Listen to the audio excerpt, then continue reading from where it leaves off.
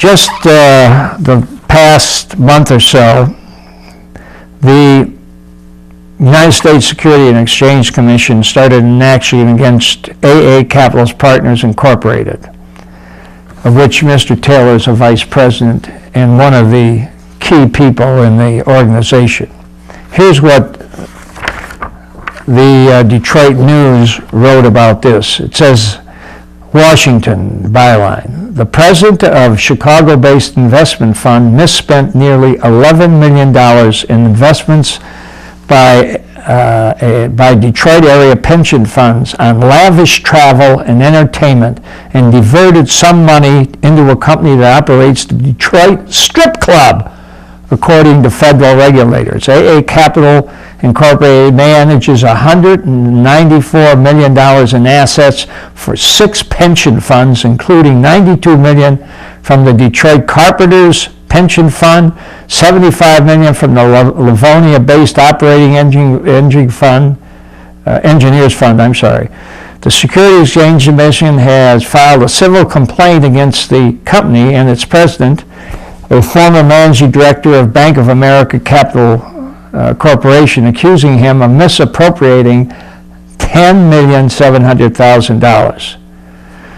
It says here, we are concerned about the misappropriation of union pension funds, and he also had some, maybe the city of Detroit's police pension fund, one of those funds down there, city funds that they had that had invested with this company. It says this, that the president of the company submitted more than $4,300,000 in travel and entertainment expenses in the first 9 months of 2006, including $1 million in political donations, $650 to the Michigan Democratic Party. It says he spent hundreds of thousands of dollars on private plane travel and $120,000 to entertain clients at the Super Bowl in Detroit in February. He bought event tickets through scalpers and spent hundreds of thousands of dollars on stays and entertainment in Las Vegas and Colorado resorts, according to the government documents. Then it goes on to say the SEC alleges the president diverted at least $5.7 million to various accounts, including more than $1 million to Leonard LLC, which runs the Crazy Horse Strip Club in Detroit, and $610,000 to a Michigan horse farm called M&J Animal Rescue. And this information was given to the Detroit News by a person by the name of Paula Martin, a former employee who spoke by telephone to the Detroit News. M&J Rescue was run by Marley Powers, who also oversaw the strip club, said Martin, who lost her job last month. The president helped Powers rescue dozens of horses destined for slaughter. Martin said the president gave Powers lavish gifts.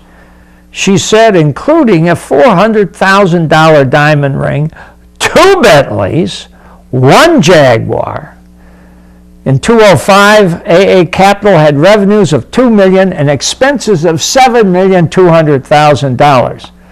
The company borrowed money from the union accounts to pay for its expenses, the SEC said. AA Capital Chief Financial Officer Mary Beth Stevens told the SEC the company doesn't keep a general ledger, according to the filing. In other words, they don't keep books.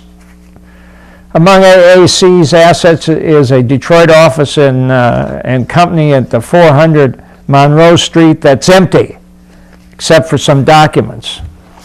It says the assets turned up 20-seat suite at the Chicago Bears games, along with the Chicago Blackhawks, Detroit Red Wings hockey tickets.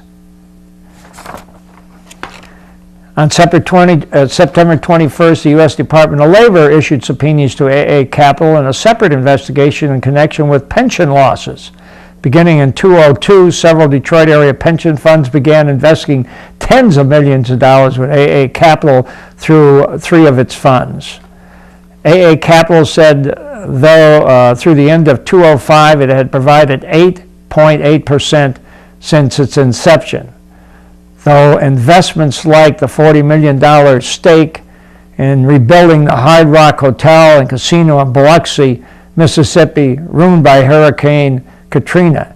It also involved in financing the building of the Hilton Garden Inn in downtown Detroit through $4.5 million invested by their associates. And then it talked about this. It says, according to the complaint, members of AA Capital's senior management, and vice president certainly would be one of them, knew of the misappropriations and AA Capital's own misappropriations by early 2006, but continue to incur large expenses. Now, this is why, thank God, that Danny Hall had enough sense to do some checking and not buy into his cohort, Taylor's efforts to get them to invest city employees' pension funds into this because they were lost it. 1 minute. He was right on target. Well, we have a number of other subjects we wanted to talk about, but we've come to the end. I wanted to talk about that millage request by Williamson for sidewalks, but I'll keep that to next week because it's an outrage in my opinion, and we'll get into it and tell you why we think it shouldn't be approved. In the meantime, we'll see you next week, and we'll be at the White Horse between now and then. Thanks for watching.